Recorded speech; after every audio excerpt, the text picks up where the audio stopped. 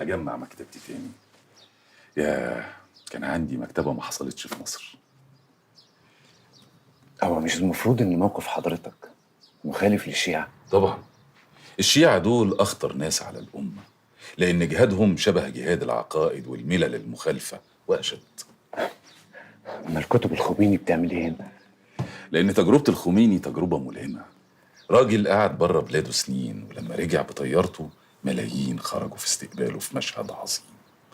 تجربه لازم تتقري وتدرس كمان. نفسك تبقى زيه؟ بمعنى يعني ترجع مصر وملايين تستقبلك وتبقى المرشد الاعلى؟ لا، ما نفسيش، لأن عارف ومتأكد إن ده هيحصل. الشرايط اللي كان بيسجلها الخميني هي اللي قربته من الناس. إحنا بقى عندنا الإنترنت واليوتيوب وكل حاجة تقدر تقربنا، وهتبقى جنبي في الطيارة وهي نازلة مصر، والملايين في شرف استقبال الخليفة. هتفرق معاك مصر في ايه بقى وانت بقيت الخليفة؟ لا لا، إلا مصر. مصر دي الخلافة، مصر دي مركز الكون. مركز الكون؟ عارف يا أسامة، أنا بحبك من زمان، وعارف إن أنت هيبقى لك شأن عظيم. أنت بكرة اللي أنا عاوزه، وعاوزه يبقى في ايدين شباب زيك. بس ناقصك حاجة مهمة أوي، وعندك طموح عظيم تبقى عارف تحققه إزاي. إحنا يا أسامة مش مجرد مجاهدين، إحنا ربنا بعتنا للناس علشان نعلمهم ونهديهم ونقودهم. إحنا كلمة ربنا، إحنا رسالته، إحنا ظله على الأرض. لو فكرت كده يا أسامة هتعرف أنت مين، وهتعرف أنا بحضرك ليه. ليه؟ فوق خيالك ما يتصور. خليفة الخليفة، بس بشرط تركيز والتدريب، علشان لما ترجع مصر تبقى جاهز للمهمة المقدسة. مهمة مقدسة؟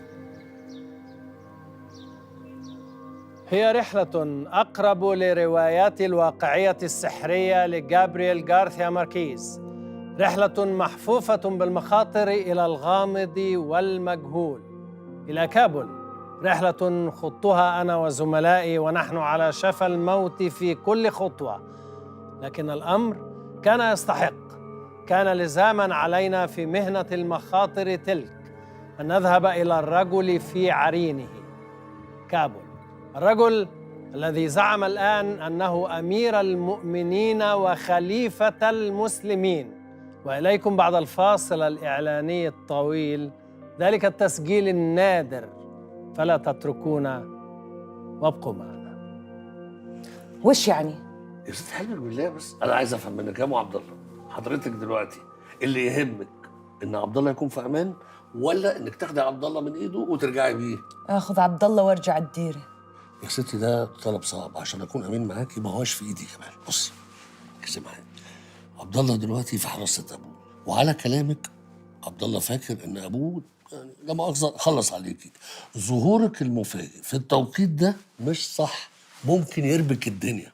احنا هنحاول ان احنا نوصل باذن الله، هنوصل له وهو مسافر لابوه ايه يا ابو عبد الله، انت عندك صبر وثقه ولا ما عندكيش؟ عندي، طالما الولد حيرجع لي باذن الله. بصي اصل هو كل حاجه بايد ربنا. بعون الله. عظيم. انا بوعدك ان وفقا للخطه اللي مش انا دلوقتي اللي حاططها خالص على فكره، لكن اقدر اوعدك وبشرفي ان اللي حاطين الخطه دي هيبذلوا كل جهد وبكل اخلاص. تمام. تمام. طيب الحمد لله. بص بقى يا الكل، احنا عايزين منك بيانات بخط سير نمير، كل حاجه، كله، اهله، زوجاته، الاماكن اللي بيتحرك فيها في افغانستان، كل حاجه. حاضر. حضر لك الخير يا اميره الامراء. معلش بعد اذنك. ايوه عايزت، ده فين ده؟ امتى؟ فعلا؟ طيب تمام. طيب تمام عايز اتفرج بقى. يلا مع السلامه. ممكن بعد اذن حضرتك نشغل التلفزيون علشان رمزي على واي تي في دلوقتي. رمزي، هاي بدها كاسة شاي بالمرامية ولا تريد قهوة؟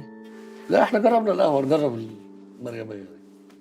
وفي النهاية ما هو طموحك؟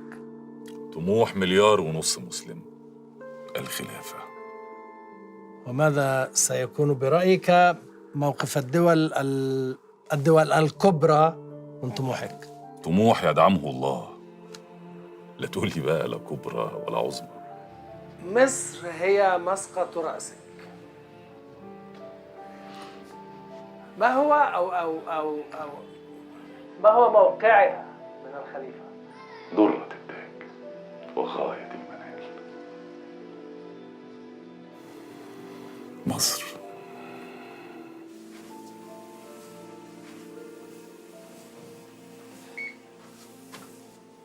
ما تيجي تاخدي لك دور على المشاية عشان كرشك ينزل.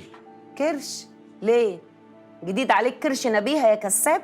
أنا بقى حابة كرشي ومش همشي عليها، خليها لك. طب قومي جري دمك شوية بدل قعدتك دي. لا مش هجري دمي، جريت كتير زمان ورجليا هلكت من طلباتك. كويس إنك نزلت من عليها ارتاح شوية. ده الرياضة نعمة. أكيد نعمة. بقول لك إيه، هو أنت في حاجة جدت في دماغك يا كساب؟ في حاجة إيه؟ ما أنا زي الفل قدامك أهو، مفيش أي حاجة. أصلك الصراحة غريب يعني، من ساعة ما هانت عليك واشتريت البتاعة دي وانت ما بيهونش عليك تشتري حاجة، وعمري يعني لا شفتك لا بتاع مشي ولا رياضة. تغيير يا نبيها، تغيير. ما هو التغيير لما يجي على كبر يخلي الست تسأل. انت عيان يا كساب؟ عيان بإيه؟ ما أنا زي الفل أهو. هي الرياضة عيا؟ لا، الرياضة مش عاية، بس الهفة على كبر هي اللي عاية. طلعتني مجنونة عشان بحافظ على صحتي. منك لله، منك لله يا نبيها. بقول لك ايه، انا حاسة كده اني هقوم من النوم الاقيك صابغ شعرك ولابس لي شورت. والله فكرة.